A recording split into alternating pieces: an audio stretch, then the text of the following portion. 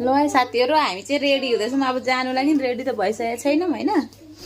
नानीलाई रेडी गर्दैछु के खान्छ खान्छ हौ मेरो छोराले त नि हौ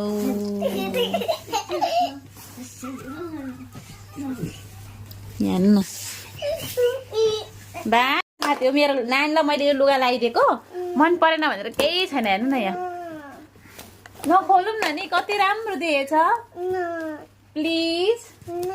नगर न यस्तै हो क्या डिजाइन हेर्नु न हौ म त नानीहरूलाई बुझाउनु पनि साह्रो पर्छ नगर न त्यस्तो यस्तो गर्नुपर्छ कस्तो राम्रो ब्युटिफुल देखिरहेको छ भनेको मेरो भाइ बुढा हाँस्दैछ निकुलु हेर न छिटो न यहाँ भाइ लड्छ फेरि बिचारा मम्मीकोमा पैसा थिएन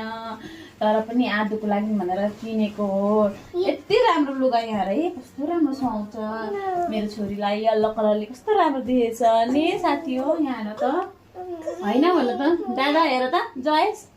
कस्तो राम्रो दिएछ नि अनि कोही बात छैन त यस्तै हो त अन्त तिमीलाई यस्तोबाट क्याडबरी किनिदिन्छु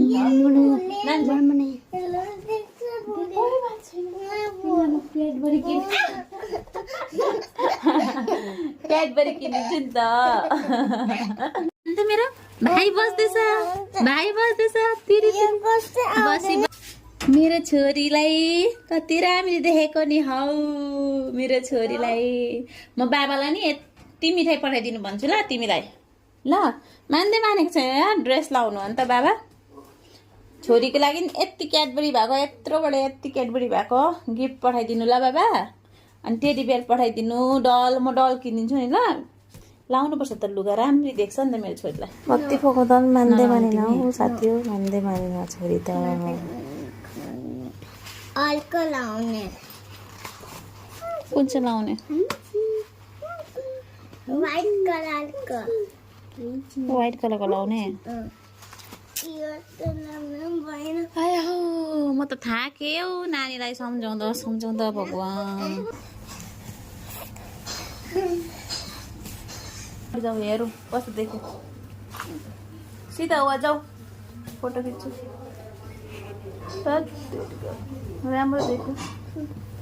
नानीको चाहिँ फाइनल लुक यस्तै हो साथी हो अन्त हामी चाहिँ रेडी भएर निस्केको सबैलाई बाई बाई भन्दै